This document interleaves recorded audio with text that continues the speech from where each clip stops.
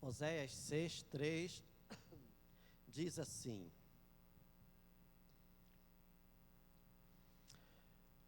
conheçamos e prossigamos em conhecer o Senhor. Como o amanhecer, a sua vinda é certa. Ele descerá sobre nós como chuva fora de época que rega a terra. Gostaria de repetir, e se você está aí, com a sua Bíblia, pode fazer essa leitura também. Leia em voz alta aí, junto com a sua família. Conheçamos e prossigamos em conhecer o Senhor. Como o amanhecer, a sua vinda é certa. Ele descerá sobre nós como chuva fora de época que rega a terra. Louvado seja o teu nome, Senhor, por esta palavra, por este ensinamento, orientação, mandamento, princípio, Senhor, que nunca passa, porque a tua palavra não passa, Senhor. E a tua palavra diz que nós devemos conhecer o Senhor e devemos continuar conhecendo o Senhor a cada dia. Que esta palavra venha trazer despertamento, edificação para todo o teu povo, para todos nós, em nome de Jesus. Portanto, irmãos, o título da palavra desta manhã é Conhecendo Mais a Deus. Conhecendo mais a Deus.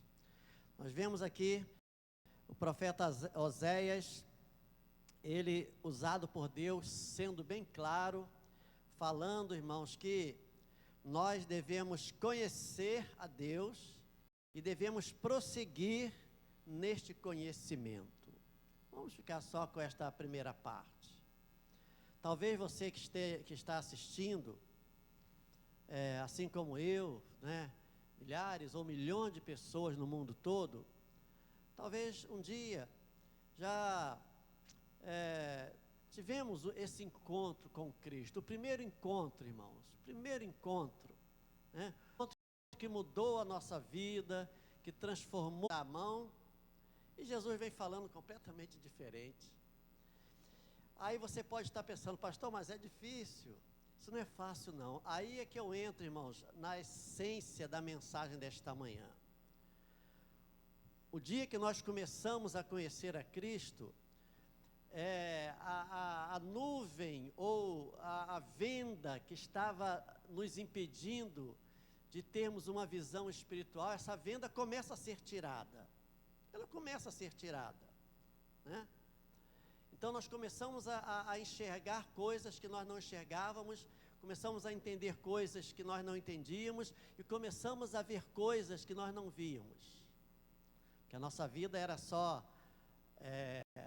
as nossas relações empíricas, aquelas relações assim que a gente pode ver, que a gente pode tocar, que a gente pode comprovar, as deduções lógicas.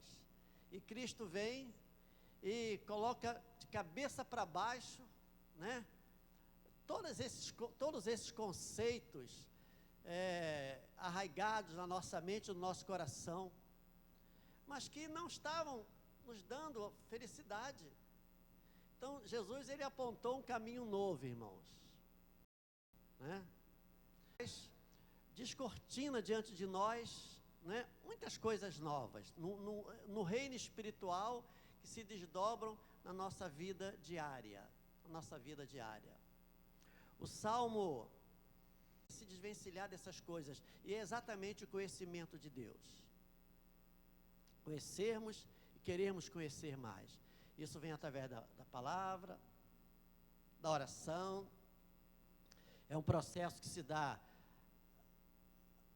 quando nós estamos na igreja, sentados nessas poltronas, o irmão do lado de cá, aquele outro irmão do lado de lá, aqueles que gostam de sentar aqui na frente, os que só gostam de sentar lá atrás, os que chegam meia hora antes do culto e se ajoelham, fazem a sua oração, aqueles que vêm apressados e conseguem chegar, para a primeira oração do culto, aqueles que chegam pontualmente atrasados, 15, 20 ou 30 minutos, mas vêm, e ouvem a palavra. E essa palavra, ela vai aparando as arestas. O próprio Jesus falou, né, uma das suas parábolas, ou não parábolas, mas uma das suas histórias e das suas analogias também, quando ele falou: eu sou a videira verdadeira, meu pai é agricultor, todo ramo que estando em mim, se não der fruto, né, o pai limpa para que possa produzir frutos, né, poda, e é verdade. E quem vai podando é a palavra, quem vai tirando, né, os galhos secos, quem vai tirando a escória. Essa palavra escória, ela tem um sentido, né, para nós até pejorativa, como se fosse lixo e tal, algo que não presta, mas há um salmo que diz: Senhor, tira do vaso ou do barro a escória, né, para que eu seja mais purificado. Quer dizer, escória é aquilo na nossa vida que está atrapalhando, né?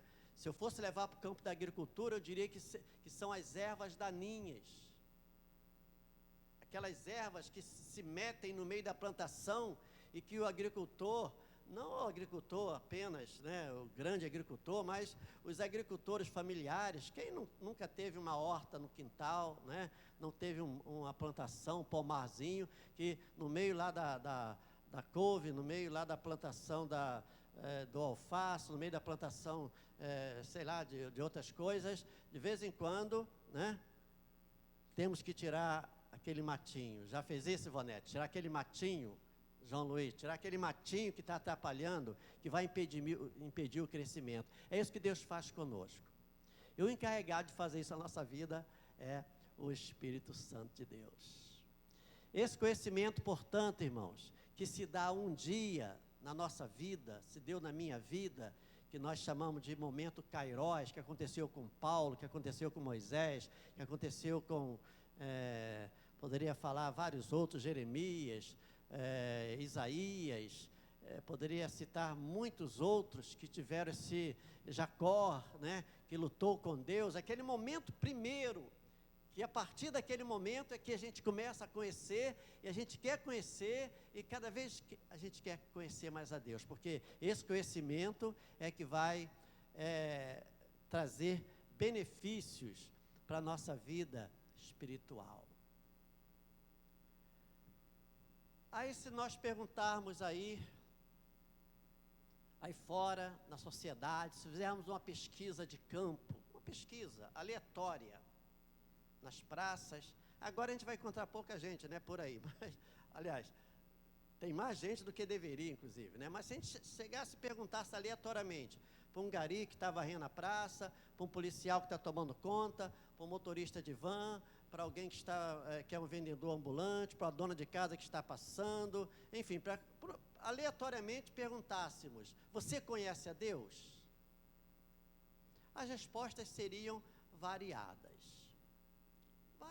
irmãos, mas eu não fiz essa pesquisa, mas imagino que a maioria diria que conhece. E talvez a maioria, ou uma grande parte, diria: conheço não como eu gostaria, mas relativamente eu conheço. Porque falar que conhece a Deus, ou falar em Deus, irmãos, muitos estão falando. A literatura, nós temos a nossa literatura, né, não só no Brasil, mas a literatura geral, o nome de Deus está presente. Tinha um poeta aqui no nosso país, né, baiano, chamado Castro Alves, que uma das suas poesias, isso ficou guardado há muito tempo, né, quando eu li a primeira vez, ele diz assim: Deus, ó Deus, onde estás que não me respondes? Ficou conhecida essa frase. Vou repetir: Deus, ó Deus, onde estás que não me respondes? Em que mundo tu estás? Em que mundo tu te escondes? Será que tu estás nos céus? Esse é um poema de um poeta, né, baiano, que viveu no século XIX, né? E já era uma indagação, já era um questionamento. O nome de Deus já estava nos seus lábios como forma de um questionamento, de uma grande dúvida. Além da poesia, além da literatura, o nome de Deus também, o nome de Deus está nas canções, irmãos. O nome de Deus está nas canções. Uma delas mais famosa de Roberto Carlos, né? Quando eu falo em Deus ou em Jesus, eu estou querendo dizer a mesma coisa. Uma música dos anos 70, Jesus Cristo, Eu Estou Aqui, que foi um grande sucesso. Depois uma outra cantora cantou num festival de música, Se Eu Quiser Falar com Deus. Aliás, acho que é um cantor. Depois uma cantora cantou, Foi Deus que fez o céu. E talvez nos anos 70 ou 80, apareceu uma música dizendo assim, eu nasci há 2000 anos atrás, quer dizer, se referindo a Jesus. O nome de Deus também está nos bairros. Eu acho engraçado, sem desmerecer nenhum tipo de bairro, nem nenhuma comunidade, mas como é que às vezes a gente não consegue muito associar, né, um nome tão bonito, o nome de Deus, ao que aquele lugar se transformou. Por exemplo, existe uma comunidade no Rio de Janeiro chamada Cidade de Deus. Cidade de Deus. Né? E quando a gente vai para a prática, a gente vê que aquilo ali pode ser tudo, menos cidade de Deus. Né? Ah, pastor, mas Deus não pode estar ali? Claro que pode, não é isso que eu estou dizendo, não. Mas veja como o nome tem o peso. O nome tem o peso. E a minha oração para que as pessoas ali realmente conheçam a Deus e o bairro seja um bairro de Deus mesmo. Existe um bairro aqui em Cosmo, eu não sei se é um bairro ou é uma rua, é uma comunidade que é chamado Caminho do Céu. Caminho do Céu. Né?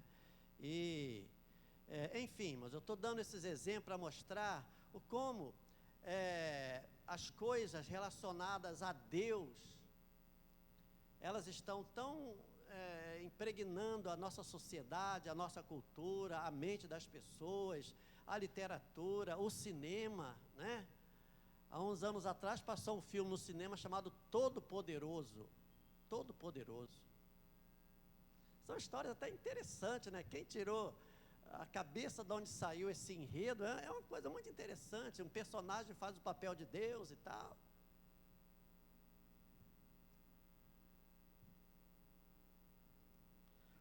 O nome de Deus, irmãos, está em toda parte. Em toda parte, está em todo lugar. Eu tenho falado aqui na nossa igreja, né? A Bíblia é o livro mais lido do mundo, é o grande best-seller em termos de venda, né? Não tem para nenhum outro nome. Você pode pegar aí qualquer escritor, qualquer autor, qualquer romancista, qualquer homem forte da literatura, da Academia Brasileira de Letras ou de qualquer outro país. Você pode pegar Camões, você pode pegar qualquer outro, Fernando Pessoa. Ninguém vende mais ou vendeu mais do que a Bíblia. Então, isso é bom. Esse é o lado bom, né? Porque é a Bíblia onde se fala sobre Deus, onde se ensina sobre Deus. E por o Brasil ser um país, irmãos, extremamente religioso, usar o nome de Deus faz parte da nossa cultura. Como eu falei, no cinema, na literatura, na música, nos bairros, não é? Nos bairros. Agora tem uma pergunta que não quer calar. Tem uma perguntinha, irmãos, que não quer calar, pegando tudo isso que eu falei até agora e fechando. Se o Brasil é um país predominantemente cristão, se você juntar, né, os quase 30% de evangélicos, quase 30%, talvez nessa base aí, e mais, sei lá, 60% ou mais um pouquinho, né, 65%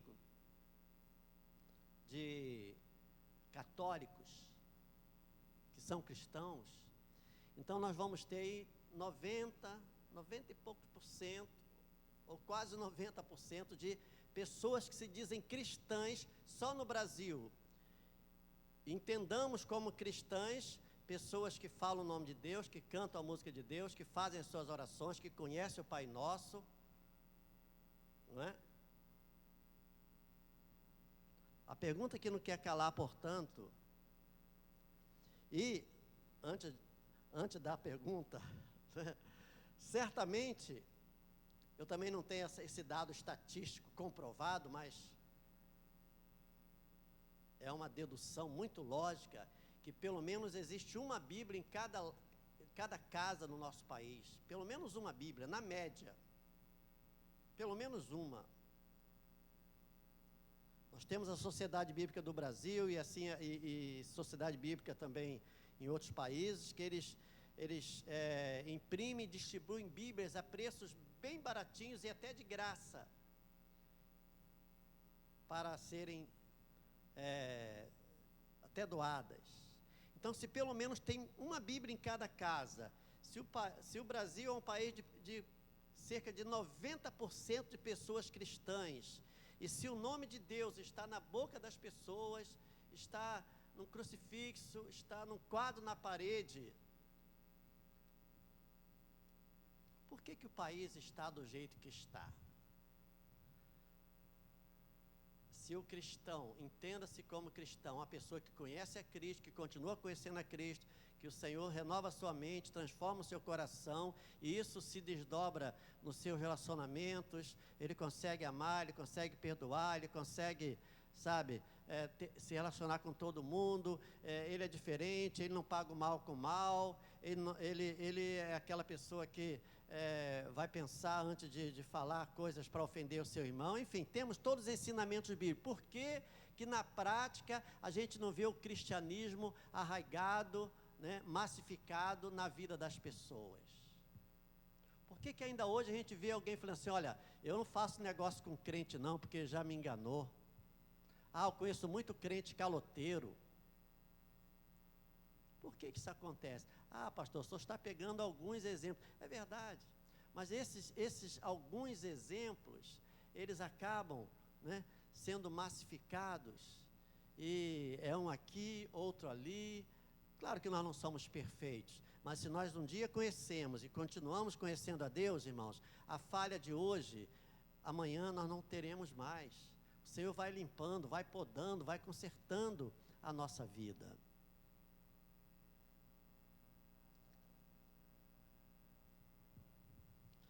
Quero dar só alguns exemplos aqui de como o nome de Deus ele está realmente presente na vida das pessoas, de uma forma até inconsciente ou cultural, Todo mundo fala, ai meu Deus, todo mundo fala se Deus quiser, todo mundo fala Deus quando vai se despedir de alguém, Pessoas que não têm a mínima comunhão com o Senhor, ainda não confessaram a Jesus, estão usando, apenas por usar a expressão o sangue de Jesus tem poder, como se fosse uma palavra mágica.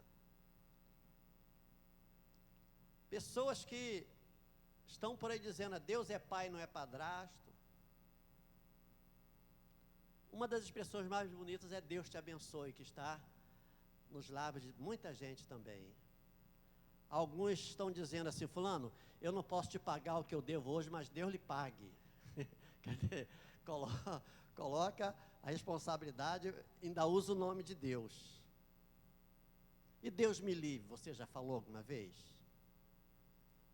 Deus é fiel, é uma expressão, muito usada atualmente. Enfim, irmãos, de várias formas. Os crucifixos, e crucifixo, a cruz, nós evangélicos, nós não usamos a imagem de Jesus na cruz, nós usamos a cruz vazia, mas muita gente usa o crucifixo, que é ainda Jesus pendurado ali na cruz. Nós não usamos porque entendemos que a mensagem que devemos passar, é da cruz vazia, do túmulo vazio. Jesus passou ali, mas não ficou ali. Mas enfim, irmãos, os crucifixos estão nas repartições públicas, nos hospitais, nas delegacias, pendurados nos automóveis e no peito de muitas pessoas. Eu não gosto de lugar comum, assim, de apenas falar coisas que todo mundo fala, porque é legal. Mas tem algumas expressões, irmãos, que eu gosto. E uma delas é a seguinte, eu ouvi uma vez: carregar Jesus pendurado no peito é fácil. Quero ver ter peito para carregar Jesus no coração. Essa é forte, hein, Peter? Né? Que não seja só uma palavra de efeito, um jargão, mas uma verdade. Né? Carregar Jesus pendurado no peito é fácil. Quero ver ter peito para carregar Jesus no coração. Porque há uma grande diferença, irmãos. Uma grande diferença entre pronunciar o nome de Cristo e conhecer este nome. Lá nos Estados Unidos, um país que foi forjado, né, debaixo da cultura protestante, até por causa dos ingleses, que foram seus colonizadores, né? Enquanto o Brasil foi colonizado pelos portugueses com a tradição católica, os americanos foram colonizados pelos ingleses, tradição protestante. Então, a cultura protestante ou evangélica está muito arraigada lá nos Estados Unidos e nas várias coisas da sociedade. Sempre após o discurso, o presidente dos Estados Unidos, ele fala assim, que Deus salve a América. Olha só, no dólar está estampado o nome de Deus. Desde que o real foi criado, também foi colocado no real, Deus seja louvado. Interessante isso, inclusive, né? Assim como a palavra amor, irmãos, perdeu e tem perdido o seu significado através do tempo, das gerações, o significado original, nós corremos o risco, irmão, de ficarmos saturados de religiosidades e vazios de Deus no coração do homem. Falamos. A Deus, se Deus quiser, Deus dará, Deus te pague, Deus te abençoe, Deus me livre, Deus é fiel, Deus te acompanhe, ai meu Deus, se Deus quiser. Apenas como um estereótipo completamente vazio, não é? de substância. E eu já caminhando para o final desta mensagem, que é meia hora, já estou falando 30 minutos certinho. Eu quero perguntar a você que está me ouvindo, você que está assistindo no YouTube ou no Facebook. Será que você conhece a Deus? Será que você quer conhecer a Deus? Será que você quer começar esse processo de conhecer a Deus? Um jovem muito rico teve uma grande oportunidade, se apresentou a Jesus, querendo conhecê-lo, querendo herdar o reino de Deus, mas quando Jesus começou a conversar com ele, ele saiu. Ele perdeu uma grande oportunidade. E a vida, vocês sabem, que a vida é feita de oportunidades. Existem oportunidades que não são renovadas, que não voltam mais. Então, que Deus nos abençoe. Daqui a pouquinho o Peter vai vir aqui efetuar mais o louvor, mas eu gostaria de fazer uma oração agora, né? Uma oração pedindo que o Senhor possa se revelar a você, porque antes até de querermos conhecer a Deus, o Senhor precisa se revelar a nós. A iniciativa é dele, né? O Espírito Santo é aquele que convence o homem do pecado, da justiça e do juízo. E juntamente com essa oração, eu gostaria, a oração para finalizar aqui a mensagem, eu gostaria também de entregar todos os pedidos de oração, irmãos, que os irmãos colocaram, né? Tem pessoas que estão internadas, contaminadas com coronavírus, vários irmãos, alguns irmãos colocaram esses pedidos de oração aqui, não é? E nós vamos colocar diante do Senhor, mesmo que eu não cite aqui os nomes, mas nós vamos colocar diante do Senhor, junto com os pedidos de oração. Vamos orar. Senhor meu Deus, mais uma vez, Senhor, eu te louvo pela tua palavra que foi pregada, foi ministrada. Os irmãos não podem, no momento, para ir frequentar a igreja, não podem participar do culto presencialmente, mas nós temos, talvez, Pai, algumas centenas de pessoas que estão ouvindo e que ouvirão esta mensagem, Senhor. Alguns que já te conhecem, Pai, que possam prosseguir em te conhecer, Pai, não desistirem desta caminhada, Pai. Porque a tua palavra diz que a vereda do justo é como, Senhor, o raiar de um dia, Pai. Quando a madrugada está mais escura, ela então começa a clarear e o dia nasce. Assim é a vida daqueles que te conhecem, Pai. Muitas coisas hoje para nós parece que ainda estão, Senhor, não reveladas. Mas um dia nós conheceremos ao Senhor tal qual o Senhor é. Não haverá mais sombra, não haverá mais nenhum tipo de impedimento. Nós o veremos face a face. Mas para isso precisamos começar a conhecer e prosseguirmos em conhecer ao Senhor hoje, Pai. Quantos estão afastados? Quantos estão desanimados? Quantos estão caídos? Que se levantem, Pai. Que façam esta aliança, que renovem esta aliança com o Senhor. E assim todos esses pedidos, todas essas pessoas, todos esses irmãos, que sejam tocados, Pai, por Ti. Seja a enfermidade, Pai, da tuberculose, do câncer, da AIDS, do coronavírus, Pai, da dengue, Senhor, da pneumonia, seja qual for, Pai, um problema cardíaco, Pai, um problema na cabeça, Senhor, no sangue, no pulmão, Pai, tem misericórdia, Senhor. Tu és o Deus que pode todas as coisas restaurar, curar, libertar, Senhor. Eu entrego cada vida em Tuas mãos e creio no Teu milagre, em nome do Senhor Jesus Cristo. Amém, irmãos?